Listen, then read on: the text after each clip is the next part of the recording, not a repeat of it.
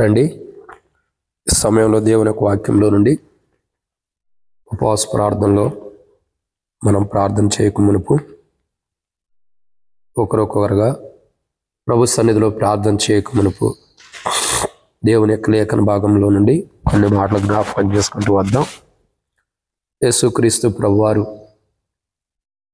ఆయన చేసిన మొదటి ఉపవాస ప్రార్థనలో 40 కోణములు మనం ధ్యానించుకుంటూ వస్తామని ఇంతకుముందే ప్రకటించబడిన రీతిలో ఇప్పటికే దరిదాపు ఎన్ని వారాలు ధ్యానించబడ్డాయి? 29 శనివారములు ప్రభువారి గురించి, యేసు ప్రభువారు చేసిన మొదటి ఉపవాస ప్రార్థన గురించి ధ్యానించబడుతూ వచ్చాయి. ఇంకా 11 వారాలు ఉన్నాయి. 11 వారాల్లో ఈ వారం మనం చూసినట్లయితే కొన్ని విషయాలు ఉంటాయి. పోయిన వారం కూడా మనం ధ్యానించుకుంటూ వచ్చి ఏంటంటే, లేఖనములో జీవించే వారిని సాతానుడు శోధిస్తాడని గత వారం మనం చూస్తూ వచ్చాం.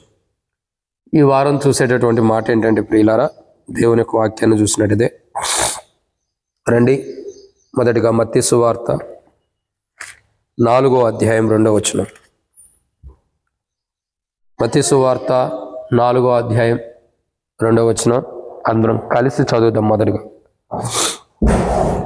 40 దినములు 40 రాత్రులు ఉపవాసం ఉండిన పిమ్మట ఆయన ఆకలి గొనగా. కాబట్టి దేవుని యొక్క వాక్యాన్ని చూసినట్లయితే 40 దినములు యేసుక్రీస్తు ప్రభువారు ఉపవాసం ఉన్నప్పుడు ఆయన ఆకలి గొన్న విధానాన్ని మనం చూస్తున్నాం. సరే, 40 దినములు ఉపవాస ప్రార్థన 40 కోణాల్లో ధ్యానిస్తున్నాం. ఇప్పటికే 29 కోణాలు అయిపోయి ఈరోజు 30వ కోణాన్ని ధ్యానిస్తున్నాం. దేవుని యొక్క వాక్యాన్ని జాగ్రత్తగా గమనించినట్టయితే ప్రియులారా, లేఖన భాగాన్ని చూసినట్టయితే ఈరోజు 30వ వారం. ఏంటి మాట అంటే, చూడండి, మత్తయి సువార్త 4వ అధ్యాయం 7వ వచనంలో ఒక మాట ఉంది. అందుకు యేసు, ప్రభువైన నీ దేవుని నీ శోధింపవలదని మరొక చోట వ్రాయబడి ఉన్నదని వాడితో చెప్పాను. కాబట్టి ప్రభువారు చెబుతున్నాడు ఏమని? ప్రభువైన నీ దేవుని నువ్వు శోధింపవలదని మరో చోట రాయబడి ఉన్నది కదా అని ప్రభువారు చెబుతున్నాడు. కాబట్టి సాతాను యొక్క విధానాన్ని మనం చూసినట్టయితే, కాబట్టి సాతానుడు శోధించేవాడుకుంటారు. ఎవరిని శోధిస్తాడు? లేఖనానుసారంగా జీవించే వారిని శోధిస్తాడు. ఇది గత వారం చూసాం. ఈ వారం చూసే మాట ఏంటంటే, లేఖనములో ఉన్నవారిని శోధిస్తాడు. ఎవరిని శోధిస్తాడండి? లేఖనములో ఉన్నవారిని. సో లేఖనములో ఉన్నవారు ఎవరు అని అంటే, బైబిల్లో కోణాన్ని చూడొచ్చు. జగత్పునాది వేయబడక మునిపే క్రీస్తు యేసులో దేవుడు మనం ఏర్పరచుకున్నాడని బైబిల్లో రాయబడుతూ వచ్చింది. అంటే మనం లేఖనములో ఉన్న కోణాన్ని దేవుడు మనకి చూపిస్తూ వస్తున్నాడు. ఇక్కడ మనం గమనించాల్సిన కోణం ఏంటంటే, లేఖనములో ఉన్నవారిని సాతానుడు శోధిస్తాడు. మరి లేఖనములో అంటే సాతానుడు శోధించవచ్చు, లేదంటే ఎదుటి వ్యక్తిలో కానీ వేరే వారిలో ప్రేరేపించి వేరే వారి ద్వారా అయినా సరే మనల్ని శోధించవచ్చు సాతానుడు. కాబట్టి ఎట్లయినా సాతానుడు తాను డైరెక్ట్గా అయినా శోధిస్తాడు, వేరే వారి ద్వారా అయినా సరే మనల్ని ఏం చేస్తాడు? శోధించేవాడుగా ఉంటాడు. ఎవరిని? లేఖనములో ఉన్నవారిని. అందుకే జగత్పునాది వేయబడక మునిపే క్రీస్తు యేసులో మనల్ని దేవుడు ఏర్పరచుకున్నాడు. అంటే లేఖనములో మనం ఉండం. సో లేఖనములో మనం ఉండం కాబట్టి మనల్ని శోధించేవాడుగా ఉంటాడు సాతానుడు. మీకు అర్థమవుతుందండి? ఎవరైతే లేఖనములో ఉంటారో వారిని సాతానుడు ఏం చేస్తాడు? శోధిస్తాడు. సరే, బైబిల్లో కొందరు వ్యక్తులు లేఖనములో ఉన్నారు. అంటే అందరు లేరని కాదు, చాలామంది ఉన్నారు. వారిలో ఒక 5 వ్యక్తుల్ని మన సమయం లేదు కాబట్టి జ్ఞాపకం చేసుకున్నాం. ఈ యొక్క లేఖనములో ఉన్నటువంటి వారిని సాతానుడు శోధించాడు. ఆ శోధన బట్టి వారి జీవితాల్లో ఏం జరుగుతూ వచ్చిందన్నది కొన్ని విషయాలు మనం ధ్యానించే మునుపు ప్రభు నడిపింపు కొరకే చిన్న ప్రార్థన. మమ్మల్ని మిక్కిలిగా ఎక్కువగా ప్రేమించిన ప్రియ పరలోకపు తండ్రి, పరిశుద్ధుడు అయిన దేవా, మీకు స్తోత్రములు. మీరు ఇచ్చిన కృపకై మీకు వందనాలు. మీ ప్రేమను బట్టి కూడా మీకు స్తోత్రములు తండ్రి. జగత్పునాది వేయబడక మునిపే క్రీస్తు యేసులో మమ్మల్ని ఏర్పరచుకుని లేఖనములో ఉన్నవారిగా మమ్మల్ని సిద్ధపరిచినందుకు వందనాలు. ఈ యొక్క ఉదయకాల సమయంలో ఈ సన్నిధిలోకి వచ్చి ఈ రీతిలో సంఘముగా ప్రభా ఉపవాస ప్రార్థన కలిగి ఉంటాను. మీరు ఇచ్చిన కృపకై వందనాలు.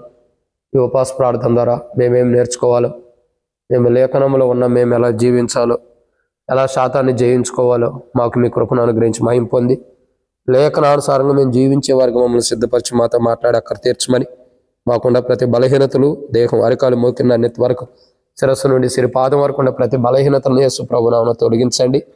ఈరోజు ఈ వాక్యం అంతా దీవించండి. వాక్యం ధ్యానించేటప్పుడు తెరవబడిన ఆకాశం మాకు అనుగ్రహించి, ఆకాశం ఇప్పి పడతానంత విస్తారమని పరిశుద్ధాత్మ ద్వారా అభిషేకించండి. నాతో మాత్రం మీరు మాట్లాడమని ప్రార్థన చేస్తున్నాం. మాకును అవసరమైన మాటలు పరలోకను మీరు అనుగ్రహించి మహిమ పొంది మాతో మాట్లాడి అక్కడ తీర్చమని, వాక్య వెలుగులో మా జీవితాన్ని సరిచేయమని ప్రార్థన చేస్తూ మీ చిత్త ప్రకారం మమ్మల్ని నడిపించి మహిమ పొందమని, మా జీవితాలు మీకు ఎంతో మహిమ తెచ్చుకోమని, యేసు ప్రభువున ఇక్కడ చేరువచ్చిన మమ్మల్ని అందరినీ కూడా దీవించి ఆశీర్వదించి మీకు మహిమ తెచ్చుకోమని యేసు ప్రభు నామమున విశ్వాసంతో స్తుతించి ప్రార్థించి అడిగి పెట్టుకుంటున్నాం తండ్రి. ఆమేన్. కాబట్టి దేవుని యొక్క వాక్యాన్ని చూసినట్టయితే బైబిల్లో రాయబడినటువంటి కోణాన్ని మనం చూస్తూ వస్తున్నాం. ఏమని ఓ మాటలో చెప్పాలంటే, లేఖనములో ఉన్నవారిని శోధిస్తాడు. లేఖనములో ఉన్నవారు అని అంటే లూకాసు సువార్త 24వ అధ్యాయం 27వ వచనంలో ఒక మాట మనం చదవచ్చు. లూకాసు సువార్త 24వ అధ్యాయం 27వ వచనం. మోషేయు సమస్త ప్రవక్తలను మొదలుకొని లేఖనములన్నిట్లో తన గురించిన వచనముల భావము వారికి తెలిపారు. కాబట్టి లేఖనములో ఉన్న వారిని మనం చూస్తున్నాం. లూకాసు వార్త 24వ అధ్యాయం 27వ వచనం. కాబట్టి లేఖనంలో ఉన్న విధానం యేసు ప్రభు వారి గురించి కూడా మనం చూడొచ్చు. అయితే కొన్ని కోణాల్లో మనం చూసినట్లయితే లేఖనములో ఉన్న వారిని సాతానుడు శోధించేవాడుగా ఉంటాడు.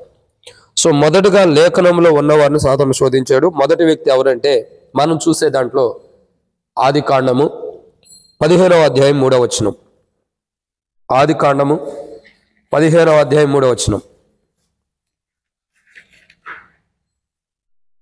ఆదికాండము 15వ అధ్యాయం 3వ వచనం.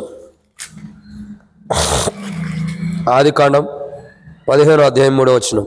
మరియు అబ్రహాము, ఇదిగో నీవు నాకు సంతానం ఇయ్యలేదు గనుక నా పరివారములో ఒకడు నాకు వారసుడగునని చెప్పగా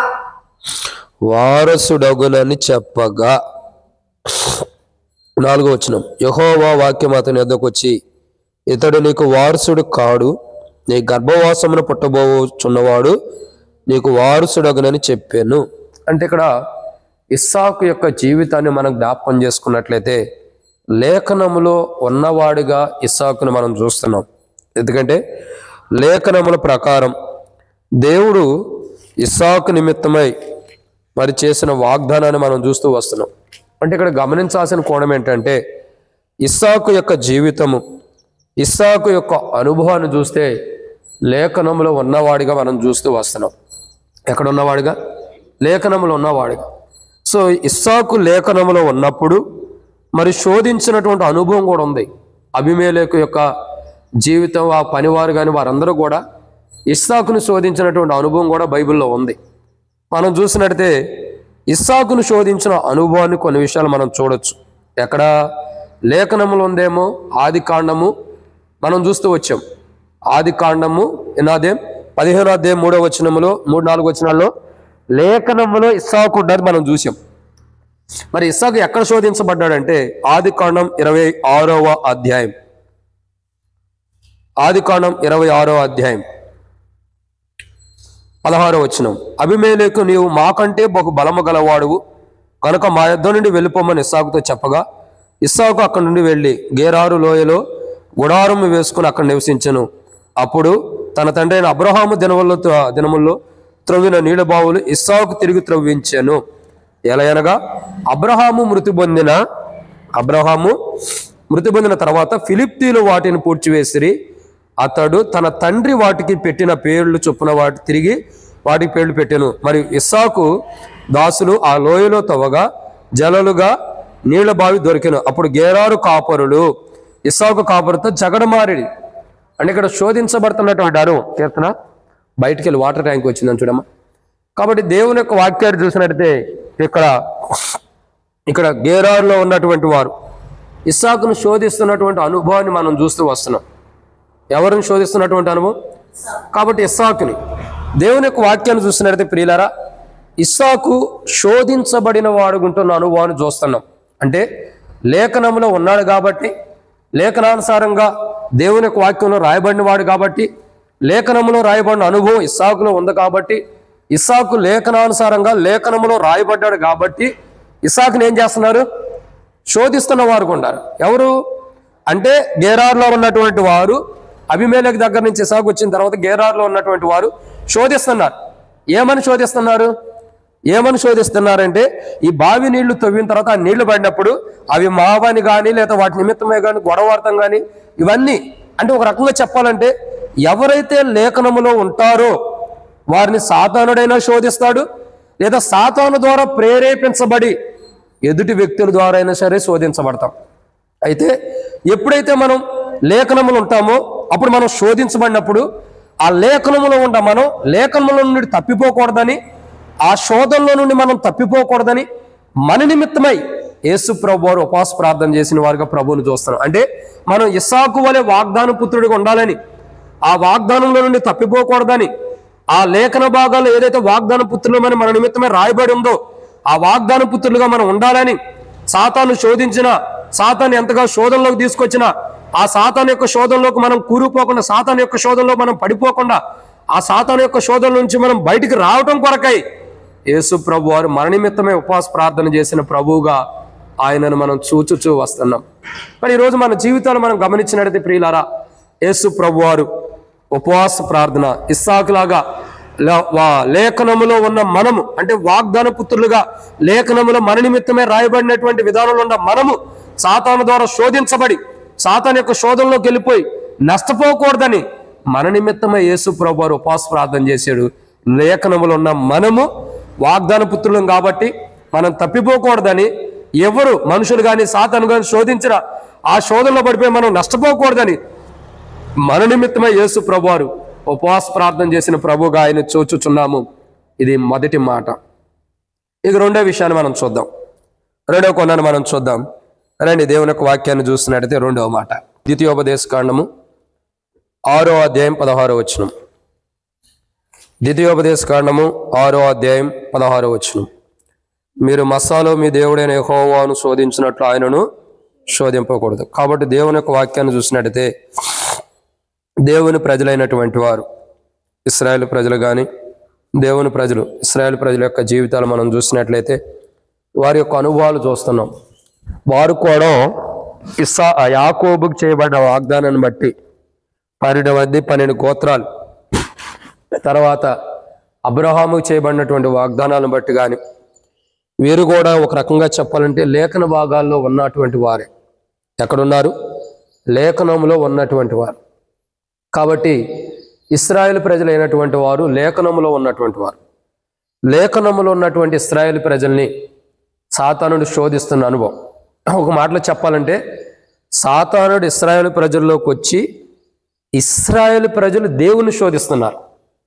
అంటే చూడండి, ఒక మాటలో మనం అర్థం చేసుకోవాల్సిన విషయం ఏంటంటే, మనం లేఖన భాగాల్లో ఉన్నప్పుడు, మన గురించి లేఖనంలో రాయబడినప్పుడు, మన గురించి లేఖనంలో ఉన్నప్పుడు, మనం లేఖనానుసారంగా ఉన్నప్పుడు సాతానుడు ఏం చేస్తాడంటే ఖచ్చితంగా మనం శోధించేవాడుకుంటాడు. డైరెక్ట్ మనం శోధిస్తాడు, ఇతరుల ద్వారా కూడా మనం శోధించేవాడుకుంటాడు. అయితే మొదటిగా ఇస్సాకు లేఖనములు ఉన్నాడు కాబట్టి ఇస్సాకుని గెరార్లో ఉన్నవారు కానీ అనేక మంది శోధిస్తున్న అనుభవాలు చూస్తూ వస్తున్నాం. నీళ్ళ బావి దోవినప్పుడు అంటే లేఖనములో ఉన్న వ్యక్తిని సాతానుడు వేరే వారి ద్వారా ప్రేరేపణ కలిగించి శోధించేవాడుకుంటాడు. అలా శోధనలో మనం పడిపోకూడదని, సాతానుడే కాదు ఎవరొచ్చి మనల్ని శోధించినా ఆ శోధనలో మనం పడిపోకూడదని యేసు ప్రభువారు మన నిమిత్తమై లేఖనములో ఉన్న మన కొరకు ఉపవాస ప్రార్థన చేశాడు. మనం ఆ లేఖనములో నిలబడి ఉండాలి.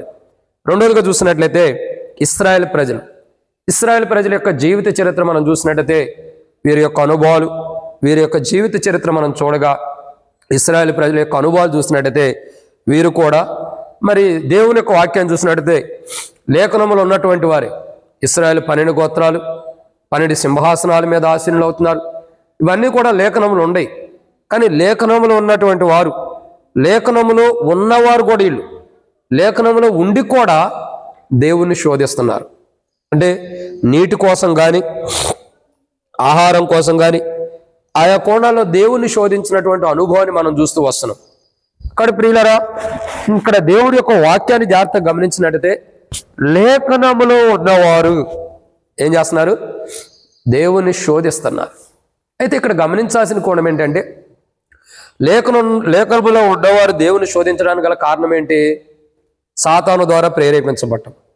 కానీ ఇక్కడ మనం గమనించాల్సిన కోణం ఏంటంటే, క్షమించండి, మనం అందరం కూడా గమనించాల్సిన ఒక అంశం ఏంటంటే, మనం లేఖనములో ఉన్నప్పుడు సాతానుడు వేరే వారి ద్వారా మనల్ని శోధిస్తాడు.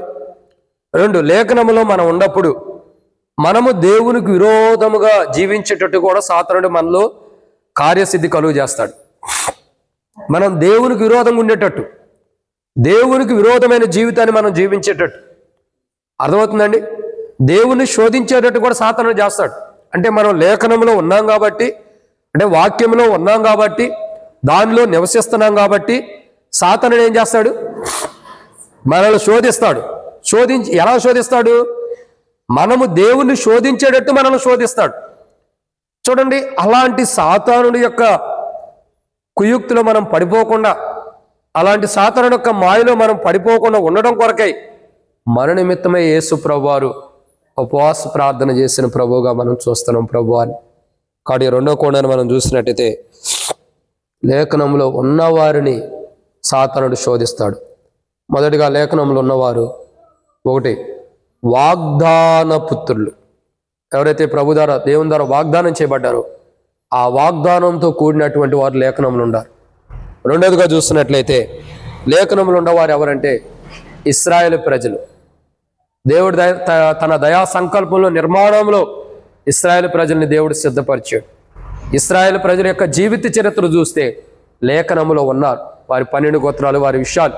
కానీ లేఖనములో ఉన్న వారిని సాతానుడు శోధిస్తున్నాడు. ఏం చేస్తున్నాడు? శోధిస్తున్నాడు. సాతానుడు శోధించి లేఖనములో ఉన్న వారిని ఏం చేస్తున్నాడండి? సాతానుడు శోధించి ఏం చేస్తున్నాడు? లేఖనములో ఉన్న వారిని సాతానుడు లేఖనంలో ఉన్న వారిని శోధించి దేవుణ్ణే శోధించేటట్టు చేస్తున్నాడు. ఒక్కొక్కసారి లేఖనములో మన నిమిత్తమై రాయబడిన, జగత్ పునాది వేయబడక మునిపై క్రీస్తు యేసులో ఉన్నామని మన నిమిత్తమై రాయబడిన మనము సాతాను ద్వారా ప్రేరేపించబడిన వారిమై దేవుణ్ణి శోధించేవారు ఉంటాం అనేక పర్యాయం.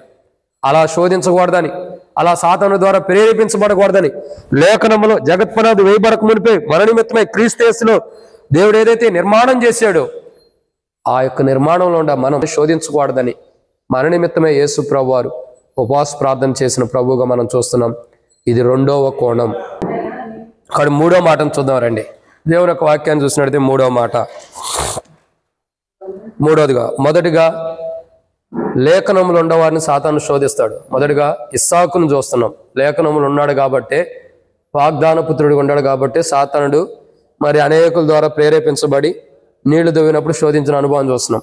2వ వ్యక్తి ఎవరంటే, 2వదిగా ఎవరు? ఇశ్రాయేల్ 12 గోత్రాల వారు దేవుణ్ణి శోధించారు, సాతాను చేత ప్రేరేపించబడిన వారే.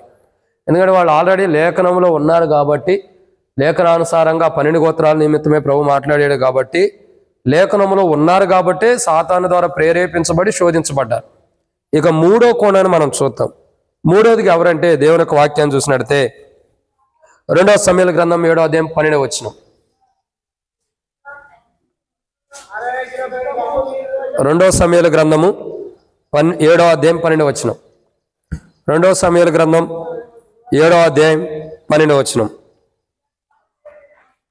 నీ దినములు సంపూర్ణమగునప్పుడు నీవు నీ పితరులతో కూడా నిద్రించిన తర్వాత నీ గర్భములో నుండి వచ్చిన నీ సంతతిని హెచ్చించి రాజ్యంలోనూ అతనికి స్థిరపరచదను. చాలా కానీ దేవుని యొక్క వాక్యాన్ని చూసినట్టయితే, ఇక్కడ రాయబడిన లేఖన భాగాన్ని చూసినట్టయితే బైబిల్లో మరో కోణాన్ని చూస్తున్నాం. ఏంటి మాట అంటే, మరొక వ్యక్తి, 3వ వ్యక్తి ఎవరంటే సొలొమోను. సొలొమోను యొక్క జీవితాన్ని మనం చూస్తూ వస్తున్నాం. ఏమని అనంటే, అతడు నీ దినములు సంపూర్ణమగినప్పుడు నీవు నీ పితరులతో కూడా నిద్రించిన తర్వాత నీ సహోదరులో నుండి వచ్చిన నీ గర్భంలో నుండి వచ్చిన నీ సంతతిని హెచ్చించి రాజ్యమును అతనికి స్థిరపరిచేదను. కానీ 2వ కోణం ఎవరంటే, క్షమించండి, 3వదిగా సొలొమోను యొక్క జీవితాన్ని మనం చూస్తున్నాం. ఎవరు? సొలొమోను యొక్క జీవితం. మరి సొలొమోను గురించి లేఖనములో రాయబడి ఉంది. 2వ సమూయేలు గ్రంథం 7వ అధ్యాయం 12వ వచనం మనం చూసినట్లయితే సొలొమోను గురించి రాయబడి ఉంది.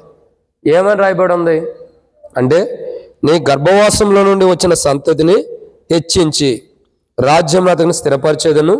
ఇంకేమని రాయబడుతూ వచ్చింది, అతడు నా నామ ఘనత కొరకు ఒక మందిరమును కట్టించును, అతని రాజ్యము సింహాసనం నేను నిత్యము స్థిరపరిచేదనని ఉంది.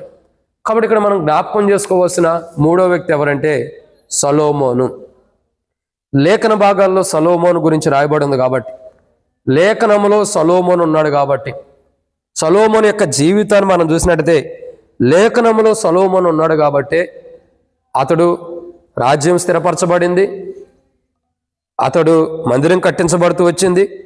అయితే లేఖనములో ఉన్నటువంటి సొలొమోన్ని సాతానుడు శోధించిన అనుభవాన్ని మనం చూస్తున్నాం. ఏం చేస్తున్నాడండి? సాతానుడు శోధించాడు. తన భార్యల ద్వారా అనేక మంది స్త్రీలను వివాహం చేసుకోవటం, ఆ చేసుకున్నటువంటి స్త్రీల ద్వారా మరి అన్య దేవతలను ఆరాధించడం, బలిపీఠాలకు బలులు అర్పించడం, ఇవన్నీ కూడా మనం చూస్తూ వస్తున్నాం. దీని అంతటి కారణం ఏంటంటే సాతాను యొక్క శోధన. అంటే లేఖనములో, అంటే ప్రభు చెప్పిన మాట లేఖనములో వాక్యానుసారంగా వాక్యములో సొలొమోను ఉన్నాడు. కానీ సొలొమోను ఉన్నప్పుడు, లేఖనములో సొలొమోను ఉన్నప్పుడు ఏం జరుగుతుందండి? సాతానుడు శోధిస్తున్నాడు. ఏం చేస్తున్నాడు? శోధిస్తున్నాడు. లేఖనములో ఉన్న సొలొమోన్ని సాతానుడు శోధించడం ద్వారా, సాతాను యొక్క శోధనలో సొలొమోను పడిపోవటం ద్వారా ఏం జరుగుతూ వచ్చిందంటే అనేకమైనటువంటి స్త్రీలను వివాహం చేసుకున్నాడు. తర్వాత దేవుడు మాట్లాడుతున్న, దేవుడు 2 మార్లు తన ప్రత్యక్షమే సొలొమోను అన్న దేవుని స్వరాన్ని వినలేని స్థితిలోకి వెళ్ళిపోయాడు. అంటే సాతాను ద్వారా శోధించబడిన వారు, ఎవరైతే సాతాను ద్వారా శోధించబడతారో, ఎవరైతే సాతాను ద్వారా శోధించబడిన అనుభవంలోకి వస్తారో అటువంటి వారు, మనం లేఖన భాగాల ప్రకారం చూసినట్టయితే అటువంటి వారు, సాతాను ద్వారా శోధించబడిన వారు దేవుని స్వరాన్ని వినటానికి కూడా కష్టమైపోయింది. దేవుని స్వరాన్ని వినలేరు. బహుశా వినాలనుకున్నా కష్టంగానే ఉండేది. ఎందుకంటే ఆ దేవుని స్వరం వినేటప్పుడు వారి హృదయాల్లోకి రాదు ఆ మాటలు. ఎందుకు? సాతాను ద్వారా శోధించబడుతున్నారు. మనం లేఖనంలో ఉండాము, మనం లేఖనంలో మన పేరు లిఖించబడింది, లేఖనంలో మనం ఇలా ఉండాలని రాయబడింది. అయితే లేఖనంలో రాయబడినట్టు మనం ఉండకోకుండా చేయటం కొరకై సాతానుడు మనం శోధిస్తాడు. అయితే సాతానుడు ఎలా శోధించినా, సాతానుడు ఎలాంటి శోధనలోకి మనల్ని తీసుకొచ్చినా, ఆ సాతాను యొక్క శోధనలో నుండి ప్రభు మనల్ని కాపాడటం కొరకై, అంటే సొలొమోను లాగా, ఒక మాటలో చెప్పాలంటే ఇస్సాకు వలె సాతాను ద్వారా ప్రేరేపించబడి గొడవాడేవారు వచ్చే, మనతో గొడవటానికి వచ్చేవారి దగ్గర నుంచి, వారి శోధన నుంచి కాపాడటానికి కానీ, ఇశ్రాయేలు ప్రజల వరే సాతాను ద్వారా ప్రేరేపించబడి దేవుని శోధించిన అనుభవంలోకి వచ్చిన వారి వలె మనం కూడా ఉండకూడదని, ఇంకా సొలొమోను వలె మరి సాతాను ద్వారా ప్రేరేపించబడి తన భార్యల ద్వారా ప్రేరేపించబడి దేవుని స్వరాన్ని వినలేకపోతున్నాడు. లేఖనంలో ఉన్నాడు, మందిరం కట్టాలనుకున్నాడు, కట్టించాడు. లేఖనం ప్రకారం మందిరం కట్టించాడు. లేఖనానుసారంగా తన రాజ్యం స్థిరపరచబడబోతుంది. అలాంటి సమయంలో దేవుని స్వరాన్ని వినలేకపోతూ వచ్చాడు. దేవుని స్వరాన్ని వినకపోవటం ద్వారా ఆ రాజ్యం అనేది మొక్కలు చెక్కలు అవుతుంది. సొలొమోను తర్వాత తన కుమారుడి దగ్గరకు వచ్చేసరికి తన రాజ్యం ఏమైంది? ఇశ్రాయేలు 12 గోత్రాల్లో రాజ్యాలన్నీ కూడా మొక్కలు చెక్కలు చేయబడుతున్నాయి. ఎందుకని? లేఖనములో ఉన్న సొలొమోను సాతాను ద్వారా ప్రేరేపించబడి అనేక మందిని వివాహం చేసుకుని చివరికి దేవుని స్వరాన్ని వినటానికి కూడా వినలేని స్థితిలో ఉన్నాడు. ఈరోజు మనం గమనించాల్సిన కోణం ఏంటంటే ప్రియులారా, ఇదే సాతాను ద్వారా ప్రేరేపించబడి లేఖనములో ఉన్న మనం సాతాను ద్వారా ప్రేరేపించబడి సొలొమోను వలె ఉండి దేవుని స్వరాన్ని వినలేకపోతే, అలాగూ సాతాను ద్వారా ప్రేరేపించబడి దేవుని స్వరాన్ని వినలేని స్థితిలోకి వెళ్ళకూడదని మన నిమిత్తమే యేసు ప్రభువారు లేఖనములో ఉన్న మన కొరకు ఉపవాస ప్రార్థన చేశాడు. ఇదన్నమాట 3. ఇక 4వ విషయాన్ని చూద్దామండి. 4వ మాటను చూసినట్లయితే 1 సమూయేలు గ్రంథం 40వ అధ్యాయం క్షమించండి, యెషయా గ్రంథం 40వ అధ్యాయం.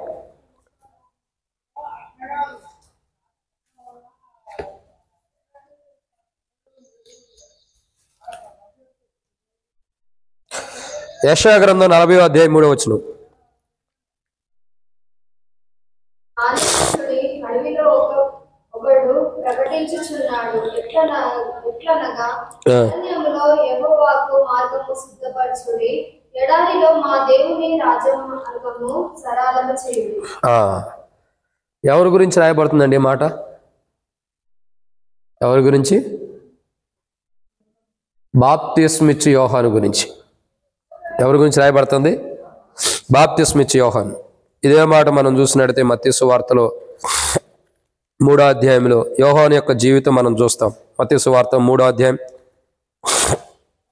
3వ వచనం.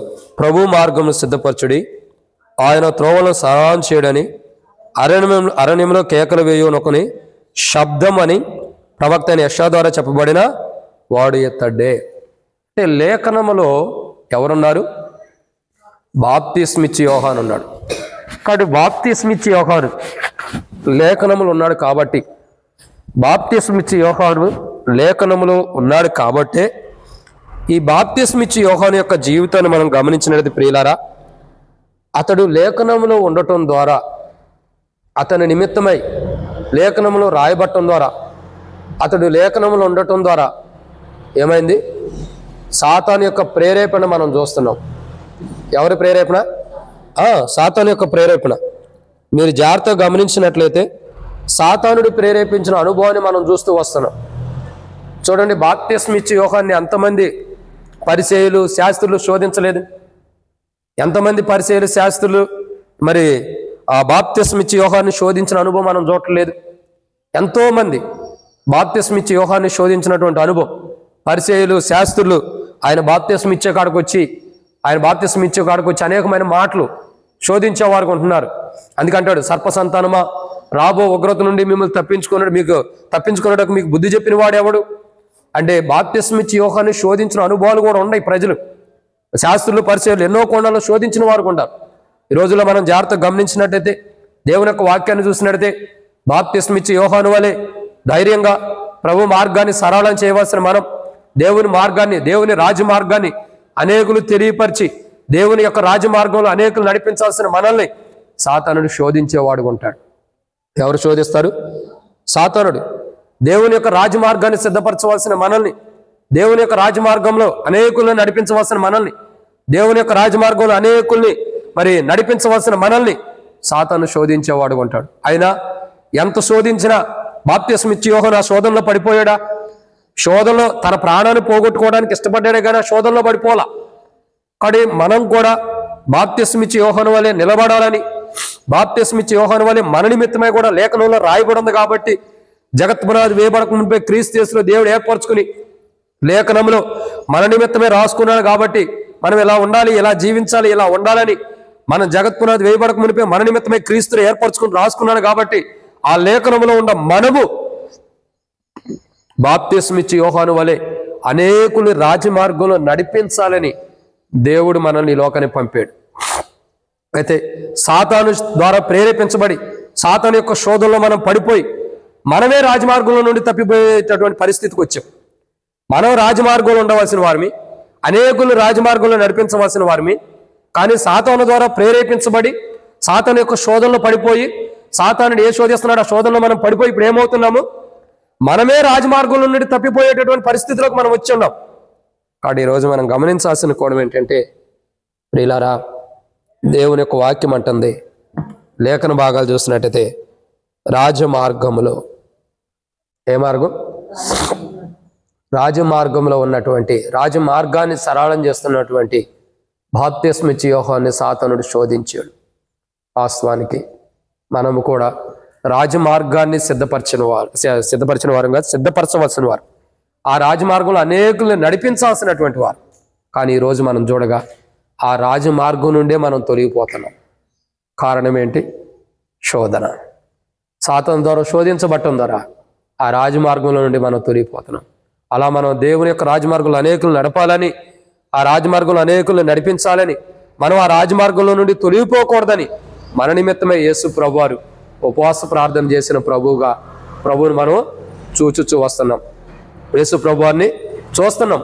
మనం అనేకులు రాజమార్గంలో నడపాలని మన నిమిత్తమై ఉపవాస ప్రార్థన చేశాడు. ఈరోజు మనం ఒక ఆలోచన చేద్దాం.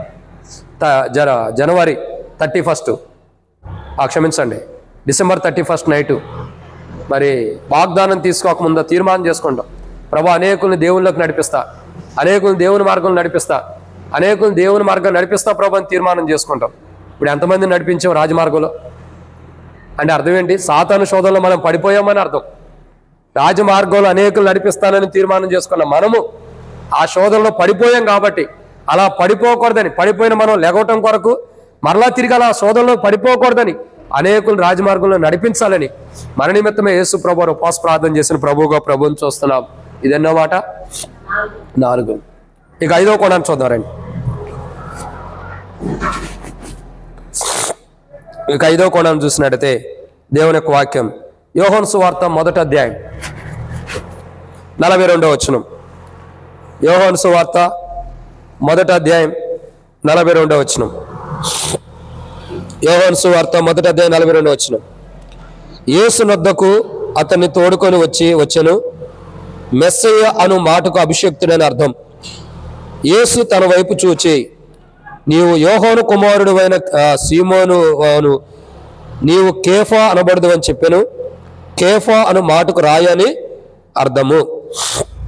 కాబట్టి ఇక్కడ మనం దేవుని యొక్క వాక్యాన్ని చూసినట్టే ఎన్నో మాట అండి ఇది? 5వదిగా లేఖనంలో రాయబడిన వ్యక్తిని, 5వ వ్యక్తిని మనం చూస్తున్నాం. ఎవరా 5వ వ్యక్తి అంటే యేసుక్రీస్తు ప్రభువారు. ఎవరా 5వ వ్యక్తి? యేసుక్రీస్తు ప్రభువారు. ఇక్కడ యేసుక్రీస్తు ప్రభువారిని మనం చూస్తూ వస్తున్నాం. ఆయన గురించి లేఖనంలో రాయబడుతూ వచ్చింది. ఎవరి గురించి అండి? యేసు ప్రభువారి గురించి లేఖనంలో రాయబడుతూ వచ్చింది. మెస్సయ్య. యోహాను సువార్తలో మనం చూసినట్టయితే ఒక ఆమె ఉంటుంది. ఎవరామె అని మనం చూసినట్టయితే ఎవరామె? సమరయ స్త్రీ ఉంటుంది. ఆమె యేసు ప్రభువారు ఆమె దగ్గరకు వచ్చినప్పుడు ఆమె అంటుంది, అయ్యా మెస్సయ్య గురించి ఆమె కొన్ని విషయాలు చెబుతూ వచ్చింది. మా కొరకు మెస్సయ్య వస్తాడని, ఆయన మమ్మల్ని కాపాడుతాడని చెప్తూ, అంటే లేఖనములో యేసు ప్రభువారి గురించి రాయబడిన మాట. లేఖనములో యేసు ప్రభువారి గురించి రాయబడింది. ఏంటంటే యేసు ప్రభువారు అనేకులను రక్షించాలి, అనేకులకు రక్షకుడిగా, అనేకులకు విమోచకుడిగా, ఈ యొక్క సాతాను యొక్క శోధనలు అనేక మంది పడిపోకుండా, ఈ సాతాను శోధనలో కూరిపోకుండా, ఆ సాతాను శోధన నుంచి బయటికి అనేకుల్ని విడిపించడం కొరకై మెస్సేగా ఆయన ఈ లోకానికి రావాలని లేఖనంలో రాయబడి ఉంది. ఇంకా దానికి వచనాలు సుదీర్ఘమైన చూసినట్లయితే మనం మరి యెషయా గ్రంథంలో కూడా 9వ అధ్యాయంలో కూడా మనం చూస్తూ వస్తాం. 6వ వచనం అనుకుంటా. ఏమని? మనకు ఒక శిశువు అనుగ్రహించబడెను, అతడి భుజం మీద రాజభారముండును. ఇవన్నీ మనం చూస్తూ వస్తాం. అంటే లేఖనంలో రాయబడిన యేసు ప్రభువారి గురించి. ఆయన రావాలా, పాప మానవాళి కొరకు ప్రాణం పెట్టాలా, కలువరిశిలో ప్రాణం పెట్టి చనిపోయి తిరిగి లేకవాలా, ఆయన మరణ భూస్థాపన పునరుద్ధానం ద్వారా అనేకులకు రక్షణ ఇవ్వాలి. ఈ రక్షణ ఇచ్చే విషయంలో, ఈ రక్షణ ఇవ్వాలని దేవుని యొక్క లేఖనములో ఆయన నిమిత్తమే రాయబడి ఉంది కాబట్టి ఆయన ఈ లోకానికి వచ్చాడు. అయితే ఆయన్ని కూడా సాతానుడు శోధించాడు. శోధించలేదా? యేసు ప్రభువారిని సాతానుడు ఎన్నో కోణాలు శోధిస్తూ వచ్చాడు. అయినప్పటికీ సాతాను శోధనలో యేసు ప్రభువారు పడిపోయాడా? ఎక్కడ కూడా పడిపోలా. ఎందుకని పడిపోలా? ఎందుకనంటే ఆయన లేఖనంలో రాయబడి ఉన్నాడు. లేఖనంలో ఉన్నవాడు కాబట్టి, లేఖనంలో ఆయన గురించి రాయబడి ఉంది కాబట్టి, లేఖనంలో ఆయన గురించి లిఖించబడి ఉంది కాబట్టి ఆయన ఏం చేస్తూ వచ్చాడండి? సాతాను శోధనలో పడిపోలా. చూడండి, ఇస్సాకును శోధించారు కానీ లేఖనంలో ఉన్నాడు కాబట్టి ఇస్సాకును శోధించిన ఇస్సాకు నిలబడగలుగుతూ వచ్చాడు. మరి ఎవరు? ఇశ్రాయేలు ప్రజలు ఉన్నారు. సాతాను ద్వారా ప్రేరేపించబడి దేవుని శోధించారు, అయినా దేవుడు వాళ్ళని నిలబెట్టుకుంటూ వచ్చాడు. 3వదిగా ఎవరు? సొలొమోను కూడా ఆ లేఖనములు ఉన్నాడు కానీ సాతాను ద్వారా ప్రేరేపించబడి శోధించబడి తప్పిపోయినప్పటికీ దేవుడు తన రాజ్యాన్ని అయితే తన యొక్క సింహాసనం స్థిరపరిచాడు. 4వదిగా బాప్తిస్మిచ్చే యోహాను. మరి అనేకుల ద్వారా శోధించబడినప్పటికీ, అనేకుల ద్వారా శోధించబడినప్పటికీ కూడా ఆయన నిలబడుతూ వచ్చాడు. ఆ శోధనలో నిలబడ్డాడు కాబట్టి, లేఖనంలో రాయబడి ఉంది కాబట్టి ఆయన శోధనలు జయించాడు. ఇక 5వదిగా యేసుక్రీస్తు ప్రభువారు లేఖనములో ఆయన గురించి రాయబడి ఉంది కాబట్టి ఆయన లేఖనములో ఉన్నాడు కాబట్టి ఏం చేస్తూ వచ్చాడండి? సాతాన్ని జయించాడు. సాతాను ఎన్నో శోధనలు వచ్చినాయి. సాతానుడు ఎన్నో శోధనలు తీసుకొస్తూ వచ్చాడు. ఎన్ని శోధనలు సాతానుడు తీసుకొచ్చినప్పటికీ అనేక కోణాల్లో మనుషుల్ని ప్రేరేపణించాడు, శోధిస్తూ వచ్చాడు. మరి శిఖరం మీదకు తీసుకెళ్ళాడు. ఇవన్నీ నీకు ఇస్తానన్నాడు, ఈ లోక రాజ్యాలన్నీ నీకు ఇస్తానన్నాడు. అంటే ఎన్ని రకాలుగా శోధించినా ఆయన లేఖనములో ఉన్నాడు కాబట్టి ఏ శోధనలో కూడా ఆయన పడిపోలా. ఏ శోధనలో కూడా ఆయన పడిపోకుండా చక్కగా నిలవబడగలిగాడు కాబట్టి, నమ్మకంగా నిలబడి ఉన్నాడు కాబట్టి, ప్రతి శోధన ఆయన జయించాడు కాబట్టి ఈరోజు యేసు ప్రభువారు మన నిమిత్తమై చేయబడిన ఉపవాస ప్రార్థన మన జీవితాల్లో కూడా మనం చేసుకున్నప్పుడు అది నెరవేర్చబడుతుంది. యేసు ప్రభువారు ఉపవాస ప్రార్థన దేని చేశాడండి? ఈరోజు 30వ వారం చూస్తున్నాం. ఎందుకు చేశాడు? శోధనలో లేఖనంలో ఉన్నవారిని సాతాను శోధిస్తాడు కాబట్టి ఆ శోధనలో మనం పడిపోకుండా ఉండడం కొరకు మన నిమిత్తమే యేసు ప్రభువారు ఉపవాస ప్రార్థన చేశారు. కాబట్టి ఈరోజు మన జీవితాలు ఆ శోధనలో మనం పడిపోకూడదు. కాబట్టి మనం కూడా ప్రార్థన చేసుకుందాం. ప్రభా, నన్ను గురించి కూడా జగత్పునాది వేయబడక మునిపే లేఖనములో లిఖించావు. ఎక్కడ? జగత్పునాది వేయబడక మునిపే క్రీస్తు యేసులో లేఖనములో నన్ను గురించి ఉంచావు. నేను లేఖనములు ఉండా. అయితే మరి ప్రభా, ఇస్సాకు వలె నేను సాతానును శోధించవచ్చు. ఇశ్రాయేలు ప్రజలను సాతాను శోధించినట్టు నన్ను శోధించవచ్చు. సొలొమోను సాతాను శోధించినట్టు నన్ను శోధించవచ్చు. ఇంకా ప్రభా, ఇంకా చూసినట్టయితే ఈ బాప్తిస్మం ఇచ్చి యోహాను శోధించినట్టు నన్ను శోధించవచ్చు. ప్రభా, యేసుక్రీస్తు ప్రభువును శోధించినట్టు నన్ను శోధించవచ్చు. యేసయ్య నిన్ను శోధించినట్టు నన్ను కూడా శోధించవచ్చు సాతానుడు.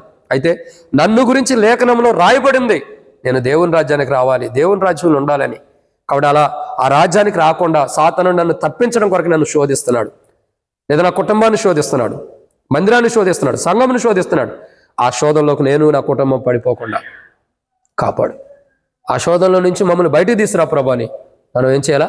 ప్రార్థన చేయాలి. ఎప్పుడైతే ఆ శోధనలోకి మనం పడిపోకుండా ఆ శోధనలో నుంచి బయటికి రావడం కొరకై మనం ఎప్పుడైతే ప్రార్థన చేసుకుంటామో మన నిమిత్తమే యేసు ప్రభువారు చేసిన ప్రార్థన అది గుర్తు చేసుకుని మనం ప్రార్థన చేసినప్పుడు యేసు ప్రభువారు మన కొరకు చేసిన ప్రార్థన బట్టి మనం చేసే ప్రార్థన ప్రభు ఆలకించి ఆయన చేసిన ప్రార్థన బట్టి మనకు విడుదల ఇచ్చేవాడుకుంటాడు. అయ్యే శోధనలో మనం పడిపోకుండా కాపాడేవాడుకుంటాడు. ఎందుకంటే మనం లేఖనంలో ఉన్నాం.